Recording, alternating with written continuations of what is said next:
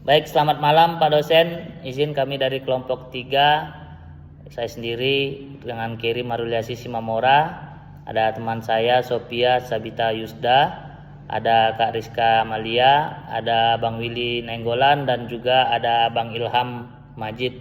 Di sini kami presentasikan terkait dengan pembangunan benua maritim. Seperti yang kita ketahui, benua maritim Indonesia adalah hasil perjuangan bangsa Indonesia melawan segala pihak yang tidak mau melihat bangsa Indonesia yang merdeka dan bersatu di Kepulauan Nusantara yang merupakan satu kesatuan geografis. Selain itu, bangsa Indonesia berhasil memperoleh pengakuan bahwa wilayah Republik Indonesia yang meliputi Nusantara merupakan satu kesatuan. Untuk memperoleh aktualisasi wawasan Nusantara ada 3 kendala utama, yaitu yang pertama, Indonesia belum menjalankan manajemen nasional yang memungkinkan perkembangan seluruh bagian dari benua maritim itu.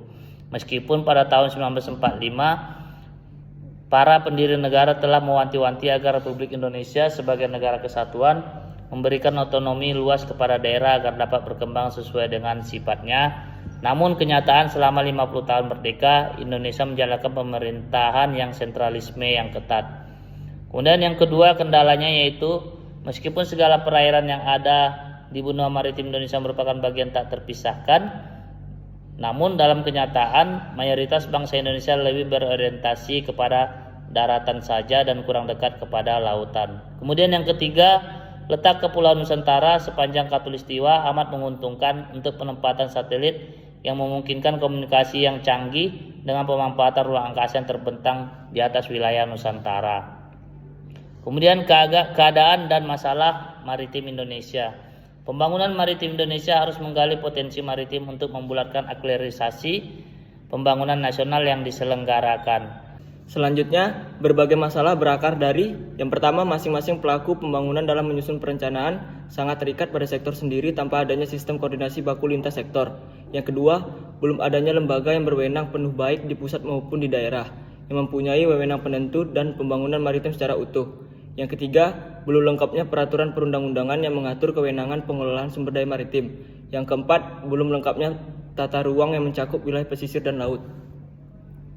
Untuk dapat menjamin efektivitas pembangunan maritim, berbagai masalah tersebut harus dapat diatasi secara tuntas, paling tidak terkait dengan penataan peraturan perundang-undangan dalam pengelolaan pembangunan maritim yang bersifat lintas sektoral, pembangunan wadah, penyusunan dan penerapan mekanisme perencanaan dan pengawasan terpadu, pengelolaan yang dikoordinasikan, serta pengendalian yang sinkron. Yang ketiga, penciptaan dan peningkatan sumber daya maritim handal dan profesional. Yang keempat, penataan peraturan perundang-undangan disertai upaya penegakan peraturan hukum yang konsisten. Yang kelima, penetapan tata ruang maritim disertai pola pengelolaan, pemanfaatan dan pendayaan gunaan. Yang keenam, sistem pengumpulan dan pengelolaan informasi maritim yang dapat diakses secara luas. Yang ketujuh, memperbesar kemampuan pengadaan sumber dana yang dapat diserap dalam upaya pembangunan maritim dengan kemudahannya. Yang ke-8, pembentukan wadah untuk menguburkan upaya penelitian dan pembangunan maritim untuk dapat mempermudah penerapan ilmu dan teknologi kelautan, utamanya bagi nelayan tradisional. Kendala umum dalam pemanfaatan wilayah Nusantara. Yang pertama, pemanfaatan laut terutama sebagai sumber pangan belum optimal. Yang kedua, lautan dan dasar laut sebagai sumber bahan dasar dan sumber energi. Yang ketiga, lautan sebagai medan kegiatan industri. Kendala umum dalam pemanfaatan wilayah Nusantara. Yang pertama, laut. Yang kedua, media penting dalam kegiatan Hamkamnas. Yang ketiga, UNCLOS 82 laut sebagai zona ekonomi eksklusif Indonesia. Pembangunan maritim Indonesia dalam jangka panjang. Saat ini dapat diidentifikasikan bahwa sedikitnya terdapat 12 unsur pembangunan maritim yang terdiri atas perikanan, perhubungan laut, industri maritim, pertambangan dan energi, peristiwa bahari, tenaga kerja kelautan, pendidikan kelautan, masyarakat bahari dan desa pantai, hukum tata kelautan, penerangan bahari, survei, pemetaan dan iptek kelautan, dan sumber daya alam dan lingkungan hidup laut dan pantai. Namun didasarkan pada asas maksimal lestari daya saing, prioritas, bertahap, berlanjut, dan konsisten, maka hanya terdapat 5 elemen utama yang dijadikan sebagai fokus pembangunan maritim, yaitu perikanan, perhubungan laut, industri maritim, pertambangan dan energi, serta peristiwa bahari. Untuk mewujudkan hal tersebut, maka disusunlah pembangunan maritim Indonesia jangka panjang. Dalam pembangunan jangka panjang, 2 maritim Indonesia dilakukan secara bertahap dengan waktu yang masih tersisa 4 peneliti atau 20 tahun. Penahapannya dilakukan sebagai berikut.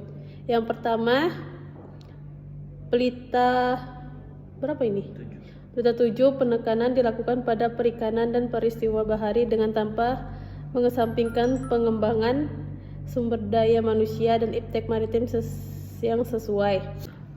Pelita 9, penekanannya diletakkan pada perhubungan laut, pariwisata bahari seiring dengan peningkatan iptek dan SDM. Yang keempat, Pelita 10, penekanan diletakkan pada pertambangan dan energi seiring dengan pengembangan SDM dan iptek yang dilakukan.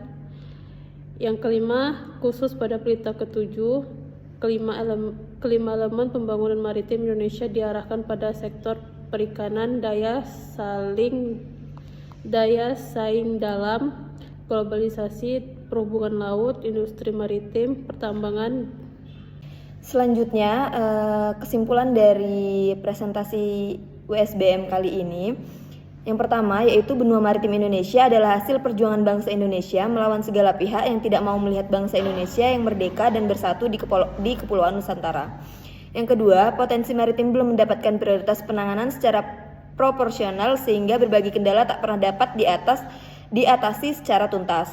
Yang ketiga, terdapat berbagai kendala umum yang muncul dalam rangka pemanfaatan laut wilayah Nusantara untuk meningkatkan kesejahteraan rakyat terkait dengan fungsi dan kedudukan laut seperti kurangnya tenaga ahli, belum meratanya kegiatan industri maupun belum adanya pengaturan dan pengelolaan yang baik.